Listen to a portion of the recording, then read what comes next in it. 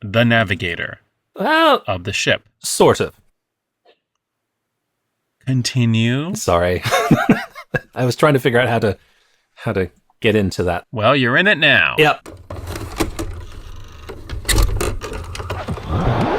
Sit back, it's time to get groovy. Question, do you remember that movie? Welcome back to Remember That Movie. I am the third Alejandro Rosa on IMDb. And I'm Steve Johnston, and I am not on IMDb. Welcome back to our podcast where we look at the films of the past with the eyes of today. In this episode, Steve is going to take us on a journey. What are we talking about today, Steve? Today we are talking about the 1986 family sci-fi movie Flight of the Navigator. This one was a staple of my childhood. Did not see it when it originally came out in 1986, was too young at the time, but caught it once it started making the rounds on TV, and I do remember renting it quite a few times from the local video store. Now, I am excited for a couple of reasons. First, because I enjoyed this one when I was younger. But secondly, I think you did too. This is one of those movies where we actually both watched it when we were younger. That's right. So our last episode was The Beastmaster, a film that I said I grew up watching. This is in the same category as that. This film was on all the time when I was really, really little, and I watched it constantly. However, I have not watched this film, like The Beastmaster, since I was very, very small. And I had forgotten a great deal of it. I experienced the same thing for 3 seconds. I will explain once we get there. Released in 1986, based on a story by Mark H. Baker, it was directed by Randal Kleiser. He directed Grease in 1978, Blue Lagoon in 1980, and then was tapped to direct Flight of the Navigator.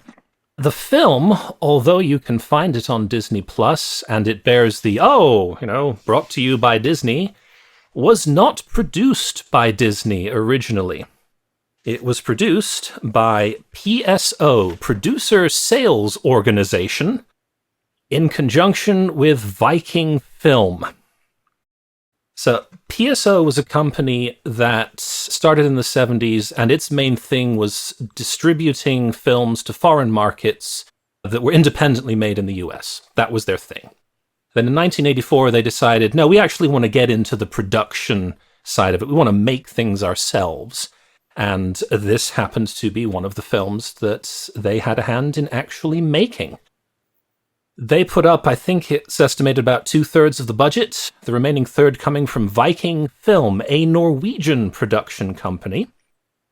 And because they were a Norwegian production company, they had a clause, a stipulation, if you will, that part of the movie had to be shot in Norway. We'll get to that a little later on, but that's kind of where we are coming from. So with that, I would like to regale you with a synopsis, if I may, and then we will get into the film itself.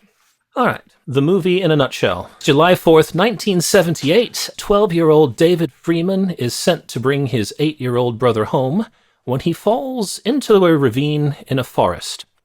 Picking himself up, he discovers that his home is occupied by strangers.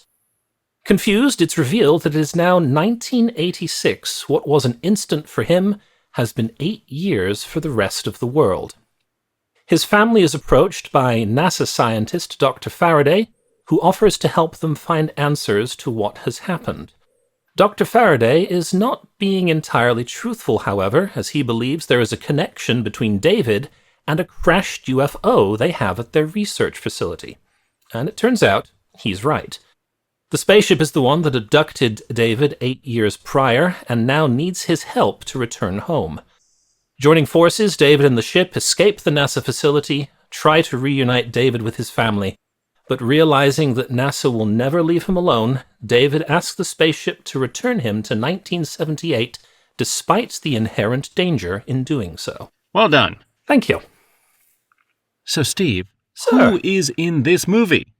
Starring as David Freeman, we have Joey Cramer, a Canadian actor who auditioned for the role. The producers were looking for someone natural. They didn't want an quote-unquote overly trained child star. They wanted someone who would just kind of come in, be natural, have a sense of wonder about them, and Joey fit the bill nicely. On top of that, clinching the deal, he could cry on cue. And as soon as the director saw that, Joey was in. He's wonderful. He is. So far as child actors go, I think one of the best that we have talked about on this particular podcast. We have the rest of the Freeman family. There is his brother, played when he is 8 years old by Albie Whitaker. This was Albie's only film role. Matt Adler took on the role of Jeff when he was 16. You might remember Matt from the movie Teen Wolf. His dad, Bill, was played by Cliff DeYoung, and his mother by Veronica Cartwright, whose face both my wife and I recognized, but we couldn't quite place. I was the same way with the dad. Both of them are actors that I've seen in films before. Yeah. I didn't know their names. I just said, oh, I've seen you in things. Lauren actually looked her up and said, oh, she has been in an episode of practically every TV show that she used to watch. I recognized her, having looked through her filmography later, that she is in Alien and The Right Stuff. The main scene, and the rest, when they're eating, and Yes. the alien comes out, she's there. Yep. She's in that scene. Playing the NASA scientist Dr. Faraday, we have Howard Hesseman, an actor who has been in a great many movies and TV shows. The only one I really recognized him from was the TV show WKRP in Cincinnati, because he was DJ Johnny Fever. Exactly, yes. I want you to know, I did not know WKRP in Cincinnati until I got together with my wife, and she introduced me to Johnny Fever and the rest of the cast. And then the last name that it would be remiss of me to skip is the voice of the spaceship, whom is named Max for short, voiced by Paul Mall. At least that's how he's credited. It's actually Paul Rubens of Pee Wee Herman fame provides Max's voice. Thank you so much, because he does the laugh. Yes. And the Pee Wee Herman laugh. And I was like, oh my God, I know that laugh. I know that voice. Where do I know that from? And I was thinking, is it Howie Mandel? No, that's not it. It's not Robin Williams. It's not Howie Mandel. I know who this is. And I could not figure it out. I went to bed last night tossing and turning. What is that laugh? I know that laugh. Well done, Paul Rubens. Well done. He asked to be credited under a pseudonym because he did not want his name sort of attached to the film in a way that would draw attention to him. He wanted it to kind of be, oh, there's a surprise for those who go and see it. That, oh yes, that voice does sound familiar, as you said, because the laugh, the delivery of some of the lines, it's like, yeah, we know who that is. So that is our main cast, I believe. Was there anyone else that you wanted me to call attention to? And I'm hoping the answer is no, because those are all the names I have written down. Yes, sir. Yes, sir. You have made one. Oh, I have made one mistake. Glaring mistake. Wow. Glaringly obvious. In fact, one of the first people credited, you missed. Yes, you're absolutely right. But I feel that it is somewhat fitting that I accidentally skipped over her. This is, I think, was her fifth film, a 21-year-old Sarah Jessica Parker, playing Carolyn McAdams, an intern at the NASA facility. Now, my comments a moment ago about her deserving to kind of be forgotten off of my list come from her opinion of this film. When asked about the experience in an interview not too long back, she just kind of looked at the interview and said, it was just a job. I auditioned, I got a part, I got paid. Quote, I can't even tell you what it was about or who I played. To be fair, she was 21 years old. She has 3, maybe 4 scenes. Yes. She was probably, if anything, she probably filmed it in a day and then she was gone. Yep. Yeah. I think, who was it? I've heard of this from other actors who they don't remember being in films. We remember them being in films. Right. But especially when the part is really small or earlier in their career, a lot of them just forget because it was just one of however many jobs. It just happens that you have latched onto it in a way that they never did. I find that amusing. The funny thing is that Joey Cramer remembers her very vividly and really enjoyed the time that they spent working together on the scenes that they did. It's just kind of striking that, he really liked working with her, and she's like, I don't even remember being there. I met this kid. We said a few lines. I went that home. was it. The end. The end. I think I'm going to return to a comment that I made earlier that I experienced what you experienced, where for 3 seconds, I did not remember this movie at all, because we open with a city skyline and this strange silver rectangle moving across it. And I got very confused. And then the memory banks kicked in, and I realized, a dog's about to jump into frame because that's a frisbee. And then we are introduced to a lot of good boys and good girls. There are a series of UFO fake-outs at the beginning of the film. They do it multiple times. They make it look like something's going to be a UFO. Yep. First it's the frisbee, then it's the blimp. The blimp. Right? There's a shadow. Everyone looks up, and it's a UFO movie, so everyone's looking, and you look up, and you're like, are they going to show? No, it's a blimp. It's a blimp. And then when David is in the woods and he's walking, he looks up, and you're like, here it is, and it's a water tower. So it's a total series of fake outs, which did make me laugh. We're introduced to David and his family here, and one of the things that reviewers liked, and that I liked too, is that they just appear to be a normal, everyday family. I loved that we had the old station wagon with the kids in the back where the seat faced backwards and then the rest of the trunk was open. And so the kids are just climbing around each other while driving down the street. That brought back memories. I will say this film definitely started hitting the nostalgia buttons for me. Was it the socks? Wow, okay. The knee-high socks pulled all the way up so that you could see the stripes? No, it was the sparklers and the slip and slide. Oh, wow, yes, okay. And I was like, oh, wow, yes, I think I have a scar on my knee still from a bad slip and slide episode. Yeah, there was now that you've brought it up, I remember there was a kid in the neighborhood that I grew up with. Their family had a slip and slide. He got a nasty scrape down some part of his body that scarred over, and because of that, I was never allowed to go on slip and slides when I was younger. We put an outdoor chair cushion that had the buttons, like the plastic buttons on it. We put it underneath the slip and slide with the hopes that we would slide and then fly. Oh. And I did that, and one of those buttons went into my knee. Oh. And I went home terrified that I was going to have to get stitches. And my mom just laughed and said, "You don't need stitches." I don't know, Mom. I sort of thought I did, but all right. And I still have the scar. So yes, but the slip and slides, the sprinklers, it was neat. It was just neat. I enjoyed that very much. But thankfully, don't worry, folks. If you think this is going to be a feel-good movie, there's a lot of trauma coming. Oh, heck yes. Because, as you said earlier, at some point, brother goes off, and then they're like, David, go get your brother, right?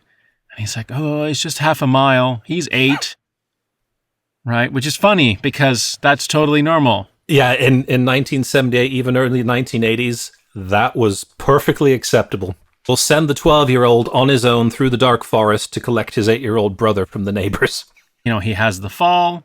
He wakes up. He goes home. There are different people at the house. And he bursts into tears in the most natural kid way. Yes. Ripping my heart out because he's looking at these strangers and all he says is, "Where's my mom?" And I almost burst into tears with him. It's like, oh my God, this poor child. And so that's how it begins. And then, they take him to the police, of course. And by the way, the people in this house are nothing but kind to him. Yes. They're like, let's help you. Let's call the police and all that. I do love how this kind of highlights how not jaded, not cynical I've become now that I'm older. But if a 12-year-old boy suddenly burst into my study I'm not sure I would just calmly stand up and say, "Can I help you, son?" And then the police do their research and find that he is missing. And he's been missing for 8 years. And then they go to the parents' new house. Yes. And this is where I call, oh, here comes family trauma, because you realize, oh my God, for 8 years, this child just vanished. So they've been living with that. And later, when you hear that the brother said, they made me put up posters like every weekend. Every Saturday, yeah. Every Saturday, I had to put up posters everywhere. And I'm just like, oh my gosh, this is way darker than I remembered it. Jeez. And so, yes, big family trauma when, of course, they come out and he's scared because they don't look like themselves. They look older. Yep. And they are just, oh my God, my child. And I'm not going to lie. Like, I'm a parent. You're a parent. Like, that was messed up. I was just like, oh my, like, just even the thought of whatever that feels like. Yeah. Messed me up. I was like, damn you, Disney UFO movie. You're not supposed to go this deep. I do have one note. I remembered the music. The music for this film. There's clearly a tune that they used for the spaceship. Mm-hmm. And when that started playing, there was like something in the back of my brain lit up, where all the little tiny childhood memories are. One of those light bulbs lit up for the first time. We know what this is. We've heard this many times before. The composer for this film was Alan Silvestri. Alan Silvestri is to Robert Zemeckis what John Williams is to Steven Spielberg. Like, if there was a Robert Zemeckis film, Alan Silvestri was involved. So he did the soundtrack for Back to the Future, Forrest Gump, Castaway, non-Zemeckis films under his belt, The Abyss, and then Captain America, The Avengers, Infinity War, Endgame. Huge list of titles. This soundtrack was a departure from his norm because there is no orchestra in this particular movie. Everything was done by him on an early synthesizer. This was all electronic music for the entire film. It was really cool. I did enjoy that at some point when he went to NASA, they had decorated his room and they put Transformers, G.I. Joes, a toy Porsche. It's very, very 80s. Absolutely. And then at some point he told him he could use the remote control wand. I loved that so much. I was like, wow, that's old. Even I've never heard it called that. I forever loved the design of the spaceship. It is silver. It is just silver. And it fascinated me back then. It fascinated me now. Clearly, it looks a little dated, but some of it doesn't look dated at all. Some of it looks still pretty cool. This beautiful hovering thing. It's just really cool. I've forgotten that the connection between David and the spaceship and why he was connected to the spaceship. Didn't remember any of that either. Okay. I just knew that at some point he went into the spaceship, and I knew that there was a kind of robotic thing with an eye, the eye that would move around and talk. Like I said, it's been a while, folks. It's been a while. This was a brand new design at the time. The director wanted something that had not been seen before. The overall shape of the ship was designed by Edward Ith. This was one of his earliest works. He has since gone on to do sort of strange and futuristic designs for many other movies. The director wanted it to be silver. He thought that that would be absolutely amazing. And he was actually warned against going with a silver spaceship by his old college roommate, a gentleman by the name of George Lucas, who pointed out that if you go with a silver spaceship, everything is going to get reflected in it. It's going to be an absolute nightmare. He's not wrong. That's true. But he went ahead anyway, and I'm kind of glad he did, because it is an absolutely amazing looking device. The ship, they made 2 physical models, one which the actors could actually climb up into via the stairs in the opening, a second one that would be connected to a crane so that it could be lifted into and out of shot so that it looked like it was flying. But the rest of it was all very early CGI. Randal Kleiser knew a guy who worked in computer-generated images. In fact, he knew the guy that worked on Tron, because it was his brother Jeff. Jeff had done some work, not only on Tron, but also on some commercials, and then on some sort of testing out new things. So they had done a commercial for Tide in which a Tide bottle shifted shape into the shape of the United States, I believe. And he liked the look of that. And so that became the door, how the door just kind of melts and then forms a set of stairs. The other thing was the reflective surfaces. Jeff Kleiser was working on and developed the computer system whereby they would take the background shot from the film, put it into the computer, put the shot of the ship in whichever orientation it was facing on top of that. The computer would then crunch the numbers and figure out what would be reflected on the surface of the ship. And then that got recorded onto the film for the final, the final production piece. They were limited by the computer power of the time. They used a supercomputer called the Foonly F1, which had a whopping great 18 megabytes of memory. Unbelievable. The process involved and the limited memory meant that they had to render one frame at a time. They would put in a frame from the movie, the ship in its orientation, the computer would render what would reflect upon it, and then that image would get sent to a second computer to actually get transferred onto the film. The memory would then be cleared, and then the next frame would come in, and it would do the entire process over again. It was fascinating kind of reading about that, because that sort of reflective special effects we could probably do on our phones with the right app these days. Absolutely, yes. Back then, they were dealing with a computer that would crash 5 to 6 times a day because it was having trouble rendering what was going on. You can tell that it's a little dated, Sure. but it still looks awesome. Yeah, it absolutely does. There are things that look way worse than this. I don't know. I think it is because of what they did with the silver that it makes it just a little timeless, and the effects were so advanced that even though now they're not top of the line, they still looked pretty good. Most of it. Yeah. And then we have the inside of the ship. The inside of the ship. Also silver. Yes. Done up entirely in aluminum, if I am to believe what I read. That's and what it looked like. This is where we get to Norway. So you remember how one of the production companies said, well, we've got money for you, but you have to do some shooting in Norway. The director thought about it and figured, well, there's really only one type of scene that would lend itself well to Norway. So they shot the majority of the movie in Fort Lauderdale, Florida, and the surrounding areas. And then in February, they packed up the ship, they packed up the crew, they packed up the cast, and flew them to Oslo. Drove about an hour south.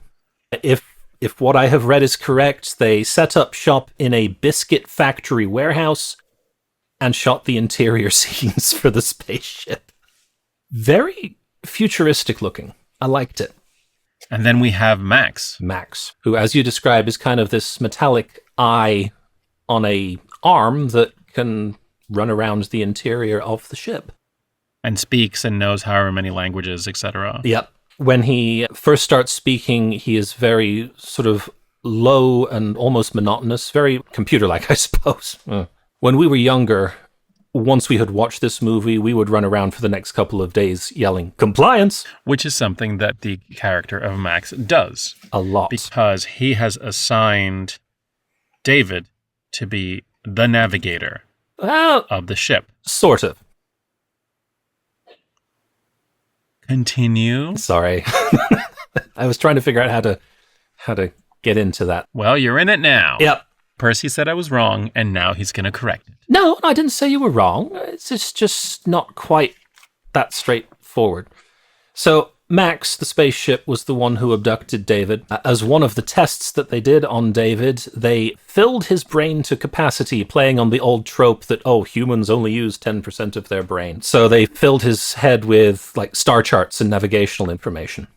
So David's head is filled with navigational information. Having dropped David back in the forest, Max then ran into some power lines, and the resulting charge erased his databanks of the navigational information. So He is seeking out David to essentially scan his brain, get the information back, so that he can complete his mission. The problem that Max had with David is that their tests revealed that the human body might not survive the journey back in time, because ordinarily they collect a specimen, take them away, do some tests, go back in time to drop them at the exact point they were collected so that no one is any the wiser. They couldn't do that with David, which is why they've dropped him back 8 years after he disappeared. Now, I was going to add that part of that, which they seem to kind of allude to, is just the travel time between the distant planet that they are from and Earth. Yes. That's the 8 years. That's the journey, going there and then coming back. That's what they made it sound like. It gets into traveling faster than the speed of light and time dilation. Because the journey, according to the screen that's displayed, only takes 2.2 hours. So for David, 4 hours have passed. But because they were traveling far faster than the speed of light, that's why the rest of the universe has experienced 8 years during that same time. I am sorry, I am being so pedantic about this. And at the same time, you just explained what I said just in greater detail. Yeah. I'm trying to summarize, folks. Steve No, does not want a summary. We He want wants details. Exact, precise details, The folks. writers took the time to put the details into the movie. The people deserve to know. David goes into the hangar, finds the ship, the door opens, he goes inside, meets Max for the first time. And then NASA realizes that, oh, the ship that we've been trying to break into for the past however many days is now open. And so the scientists and armed guards rushed in. Very poor trigger discipline on the part of the guards, I might say. Every single one of them had their fingers on the trigger. I digress. Max says, we're not safe here. We need to leave. Should I get us out of this building? David says yes. And then starts my favorite series of events, because the door closes, the ship powers up, breaks the chains that are holding it down, knocks over all the lights and other accoutrement that have been set up around it, remotely opens the door, and then flies out and just hovers over the airfield while everyone is kind of cowering underneath it, looking at it going, oh, look at what's happening. Max then asks, all right, what should we do now? David says, I need to think. Just take us 20 miles away. At which point the ship shoots straight up into the sky. Scaring the absolute heck out of David. David is plastered to the floor. At 20 miles an hour, the ship stops, which launches him into the ceiling. He floats back down, says, what the heck was that? So you said take us 20 miles away. I meant 20 miles along the ground. So the ship then drops the 20 miles, landing exactly 6 feet above the ground like it was before, causing everyone standing on the ground to go, ah, and duck. It then changes shape to its sort of speed form, flies off with a boom, and blows the roof off of a guard shack as it flies over it. I was laughing hysterically at several bits because I was just enjoying it so much. Oh, and you know what? The good news is that at least we have the ability to have 80s music at several times during this delightful movie. Yes. Including, and then we don't get 80s music, but we get a lovely Beach Boys song for a whole scene. When I think, is it around the time where David learns to fly the UFO? Yes, when David learns to fly the UFO, he says, put on some music. Max scans a couple of radio stations and they land on a Beach Boys song. So he's singing, is it California Girls as he's flying the ship? Is it Round, Round, I Get Around? Is that right? Oh, that might be, yes. I forget what that one's called. A Beach Boys song. Yeah. This is why we are a movie podcast and not a music podcast. They get to explain the whole brain scan. Again, I need to download all the files off of your USB. Gets everything out. But unfortunately, he gets everything out, which includes the mind of a 12-year-old boy. And so from that moment on, Max is a 12-year-old. Talks like a 12-year-old, argues like a 12-year-old, is an absolutely weird, hysterical thing that it does. And that's when we really see the Paul Rubens come out. Yes. The supercomputer is acting like a child. To the point that at one point it shuts down and says, "Oh, you think you can fly the ship? Okay, do it." And it just shuts down as the thing is falling. Yep.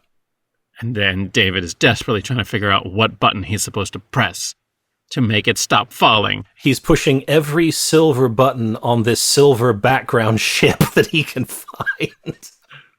So at some point, David realizes, I want to go home. Yes. When Max tells him, I can't send you back to your time, he says, well, then let me just go home. Take me back to my parents. And so begins the journey of them essentially going like cross country. This was the part that I just kind of blindly accepted when I was younger.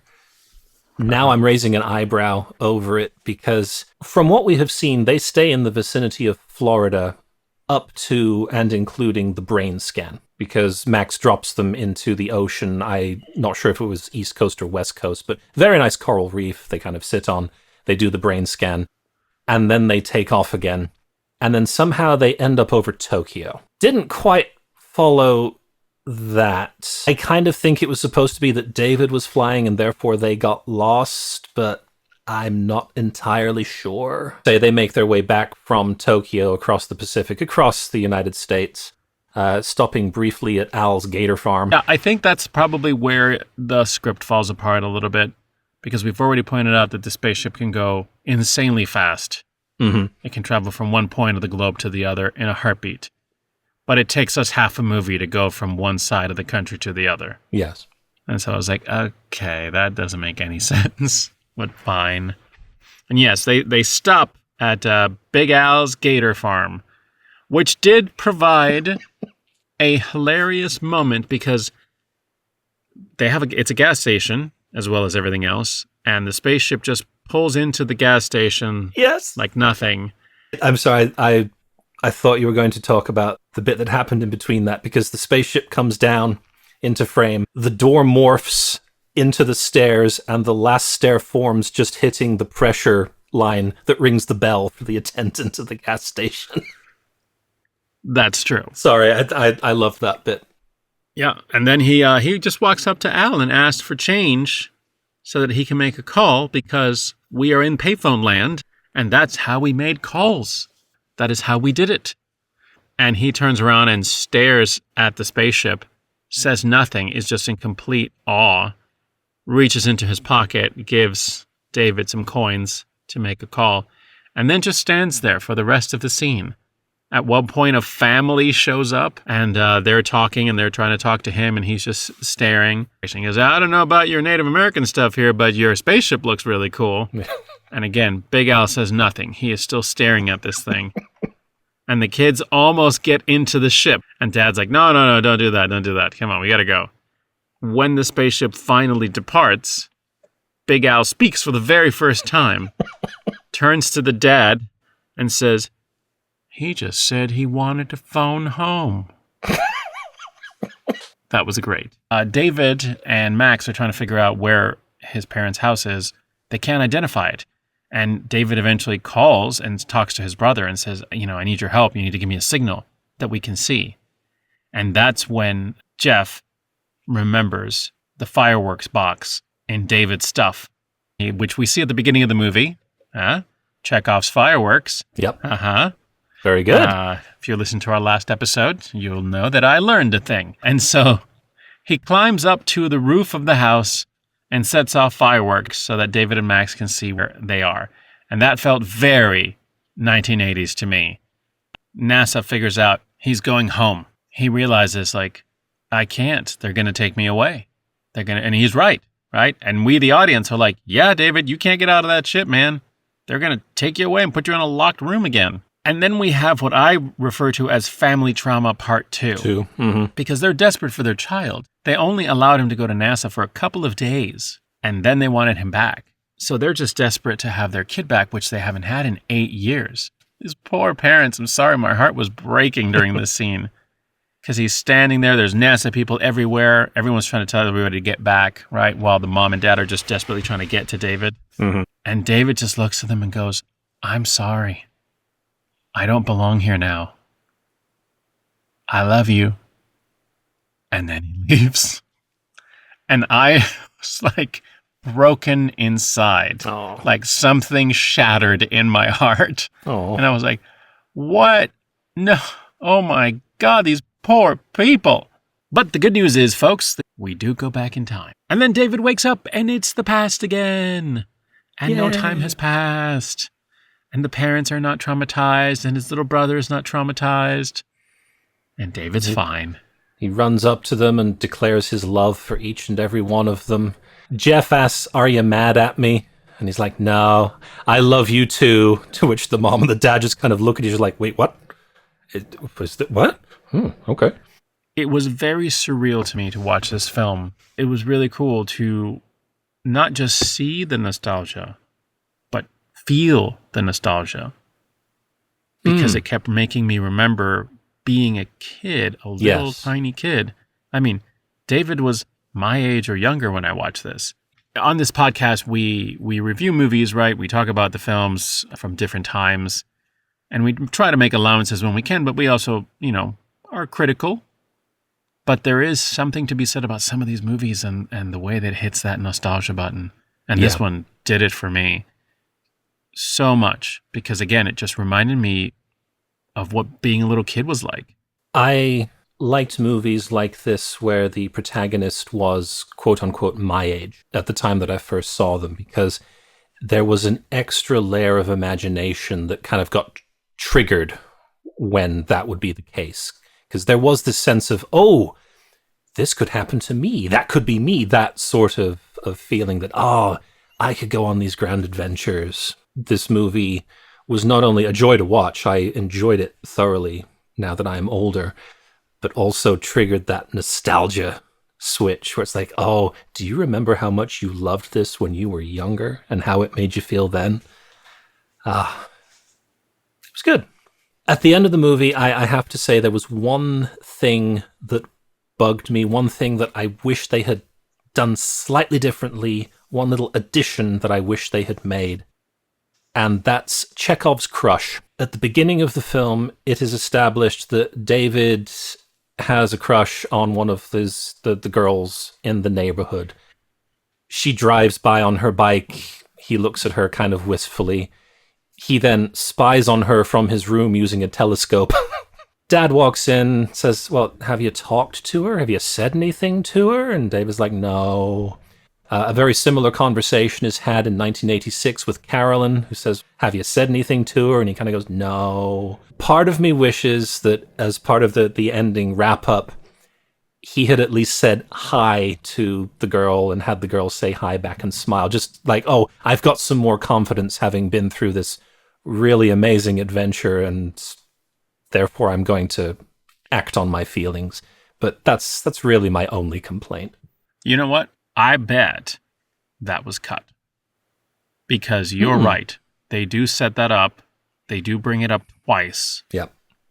So my guess is that there was a scene, whether they filmed it, whether it was in the original script, that he did have that. I bet you anything. And then they realized that like no time or it wasn't as effective. Yeah. So I can assume that the editor was like, we need to cut this. Nobody's going to care. Except a couple of guys 40 years down the road, but yeah, that's their problem, not ours. How did this movie do? The movie did okay. The reviews were mostly positive. I couldn't find a nice choice quote like, we've had from Gene Siskel in the past. All of them said, yeah, this is a good family movie. This is fun and enjoyable. Oh, the spaceship's rather impressive, that sort of thing. It only made $18.5 million at the box office against its $9 million budget, so it covered expenses, but was not a huge success. Part of that was due to what it released against, I think, because coming out the same day as it did was Howard the Duck, which, admittedly, it did better than Howard the Duck. It came out against Friday the 13th, Part 6, which... Yeah, it didn't do anywhere near as well as that. And none of those movies could compete against another movie that was out, that had released a few weeks prior, but was still doing very well at the box office, and that was Aliens. Aliens? Aliens. So, not a fantastic performance, but an okay one. And since then, like a lot of movies that we have spoken about, it's kind of gained a quote-unquote cult following. There are diehard fans who really like this movie. And with it being on TV and now available, on demand via Disney+, people are still very much enjoying it. Since the early 2000s, there have been talk of a remake. There was a documentary called Life After the Navigator, which tells Joey Cramer's story, because following this movie, he had a couple of smaller roles, and then he got out of the entertainment business and went and just tried to be a regular kid, which did not work. He got into drugs, started getting arrested for a few various crimes. The big one occurring, I think, in 2016, when he was arrested for his part in an attempted bank robbery in British Columbia. He spent some time in jail, but has since turned his life around and is interested in getting back into acting. Well, I don't know about you, but I can definitely say that this has been a wild trip down memory lane for a film that was not bad, as opposed to the last one we did, which I felt was bad. This is not a bad film. It's not perfect by any means, but it's not a bad film. No, it's interesting. It's sort of original. It's darker than you expect it to be, and then goofy again, and then dark and goofy. It kind of plays both sides. Yeah, I liked it. So with that, I'm going to pass the baton back to you, sir. Have you picked our next movie? We have been doing several in the 1980s, so I decided instead of going backwards in time, I'd push us forwards in time for a film that I will be very curious about your personal history with it, and that is 1999's Wild Wild West. Excellent. Thank you so much for spending this time with us, whether you were listening on any of the many platforms, whether it was iTunes or you're with us on YouTube, wherever, Spotify. Thank you so much. You help us continue to do these, and we hope that you enjoy them as much as we do. If you did, do please leave a comment or click the like button, or if you're feeling like super generous, subscribe. If you have any ideas for movies that you'd like us to do, please leave us a note in the comments and let us know. We have chosen movies before based on feedback. So if we're missing something and you really want us to cover it, let us know. So thanks again, and we'll see you at the next episode. Compliance. Sit back, it's time to get groovy. Question, do you remember that movie?